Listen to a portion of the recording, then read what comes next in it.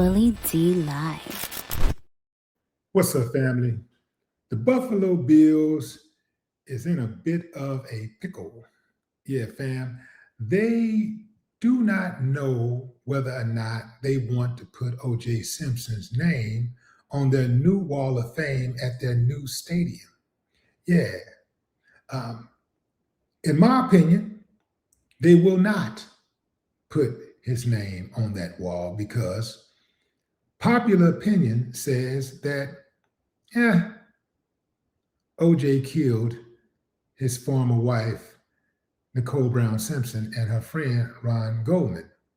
Now, although OJ Simpson was found not guilty, there are a lot of people out there who believe that he did kill Nicole Brown Simpson. And after all, they say he was found liable in the civil suit for 30 something plus $million, right? Here's an article that I wanted to share with you guys in Syracuse.com.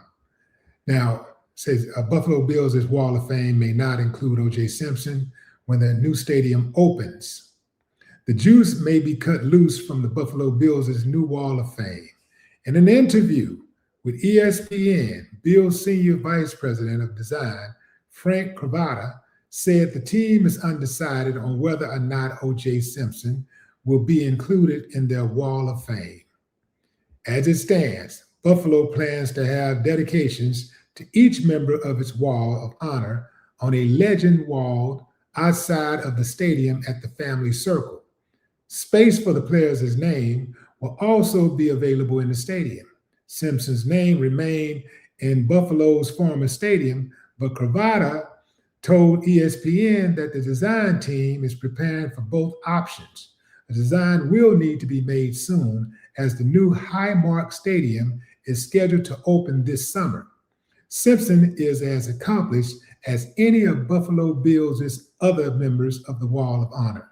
As a member of the Bills, Simpson led the league in rushing for 4 times. His best year in 1973 was when he rushed for 2,003 yards in 14 games. He was named NFL MVP and NFL Offensive Player of the Year that season. Simpson would be named an All-Pro 5 times and was inducted into the Pro Football Hall of Fame in 1985. After his career, Simpson was tried for the murders of Nicole Brown Simpson and Ronald Goldman. Simpson was acquitted in 1995 in his criminal trial, but found liable for their debts in a civil case in 1997. Years later, Simpson was convicted on charges of armed robbery, kidnapping, and 10 other charges over memorabilia that he claimed were stolen from him. He was served 9 years in prison. Simpson passed in April 2024 after a battle with prostate cancer. And we can stop right there because guess what? Everybody got their take on this. Everybody that's familiar with this case, they stand on one side or the other, and that's where they are. Even right now, some of you are thinking to yourself, man, OJ ain't did that. And the others are saying, yeah, he did that. Give me a thumbs up if you think OJ did it. Thumbs up. Thumbs down and say, nah, he didn't do it. He didn't do it. He didn't do it. What do I think? I think the circumstances, the circumstantial evidence, right? A lot of circumstantial evidence. For example, he had a cut on his hand. You know, they died after being knifed to death, right? And Simpson, OJ just happened to have a cut on his hand. He also could not be found for at least 45 minutes on the day of. He was supposed to be going to, I believe, Chicago. A limousine driver was waiting on him for 45 minutes. And he came outside. He finally came out the house. So the the legend is that he somehow slipped into his backyard or whatever, slipped past the limousine driver, and came into his house. I mean, he came out of his house and hopped into the limousine, went to Chicago, got a call. Hey, man, your wife just got knifed up. She's dead. And then he scurried back to L.A., where he was questioned, and then subsequently he became a suspect. And then, the famous Bronco low-speed chase ensued, right? With he and his buddy Al, I forgot the guy's last name, but that's what happened. So, yeah. So my theory is that an innocent man don't take the police on a high-speed or low-speed chase. Like, if your wife was murdered and they suspect that you did it, you don't run. That just makes you seem, it makes it seem like they're right? I know I wouldn't run. If they told me something like that happened, God forbid, if they told me something like that happened to my wife, I'm gonna stand firm and deal with it. I'm gonna face it head on, because, what am I running for? If I know I'm innocent, what would I be running for? Why would I be running? Why would I be trying to take the police on a high-speed chase or even a low-speed chase? The LAPD messed that whole case up by planting evidence. Mark Furman, the racist dude, he really, really muddied the waters on that case. He really messed the whole case up because he was extra. He was planting evidence and all kinds of stuff. So, they messed that case up like that. But OJ, back to the wall, he does have the credentials. He has all the accolades to be on the wall, right? He's just as accomplished, if not more. Well, he's more accomplished than most of the people that are going to be on that wall. Now, 5 Pro Bowls, MVP, the first player in NFL history to rush for 2,000 yards. Very impressive. Hall of Fame, Wall of Honor worthy. But there's a lot of people who are in power who believe that he did it. And I remember when OJ died, a lot of people, even a lot of celebrities, non-Black celebrities, they were going in on OJ, calling him all kinds of names and things of that nature, just really, really going in on him.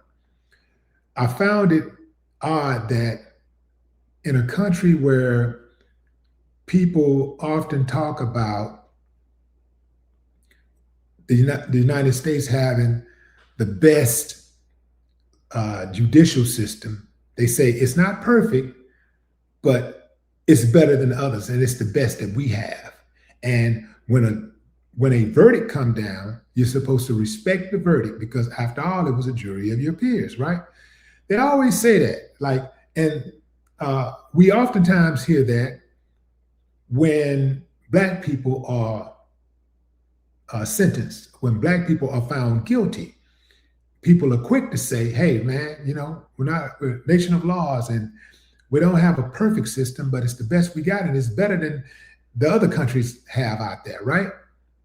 But then when a Black guy finally wins, a big case, now the system is broken. Now something is wrong with the prosecutors. They were horrible. Now this guy, don't matter what the jury came back with, he was guilty. He's guilty, guilty, guilty. I know for a fact that everybody can identify some cases where some non-Black people, specifically white people who have been found not guilty, was able to go out and live their life. I'm talking about some white people who were found not guilty of murder, some murdering their own children, and they were found not guilty. And after they were found not guilty, people respected the ruling and they allowed them to go on about their life and live. They didn't continue to harass them every waking moment. But OJ got harassed every waking moment. He never caught a break. And I said that all along that the people would give OJ an early death. I think if OJ would have never been caught up in that situation with the murder of his wife and her friend, that he probably would have lived a longer life. But it had to be on him, man, to be accused of perhaps the greatest crime of the century. They well, not the greatest crime, but the greatest trial. To be be the defendant in the greatest trial of the century, because it wasn't the greatest crime. Greatest crime is all the shit that they do to black people every century. Yeah, we talking about. But then also, there's people around the world who suffer too. Especially when you start talking about U.S. sanctions and stuff. 36 million people since 1996. That's a lot of death, right? A lot of suffering, right? But getting back, they like to say that if you're found not guilty, or you're found guilty by a jury of peers, respect the jury's decision. Respect it. Somehow they couldn't respect it. They couldn't respect when the jury found O.J. Simpson not guilty. They couldn't respect it specifically when the system actually worked for a black man. That's why when O.J. Simpson went to that hotel in Vegas to get his memorabilia that was stolen from him by a friend that he trusted, they locked O.J. up and gave O.J. a bunch of years, and he had to end up doing 9 years. Had O.J. not been caught up in that case, O.J. was America's dude, right? He was like the boy next door for them, if you can say that about a black guy. He was as close as you can get, right? Remember, Jay-Z said, "I'm not black, I'm O.J." O.J. was their boy. If O.J. hadn't had that double murder of those white people on his record, when his friend stole his memorabilia, allegedly, and he went to get it, nothing would have happened. He would have been home free.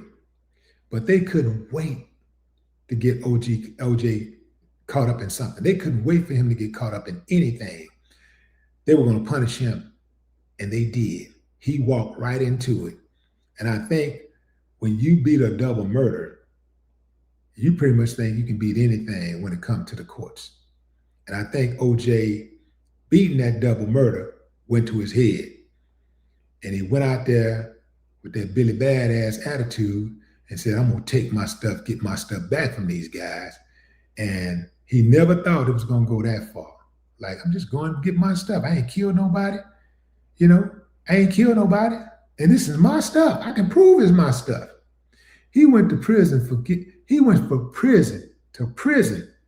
for going to a hotel room and taking his own stuff, confiscating his own stuff. That's why he went to prison. Well, he really went to prison because he's a black man who white folks thought got away with killing a white person or two. But what say you, fam? Drop a comment. I'd love to hear your thoughts.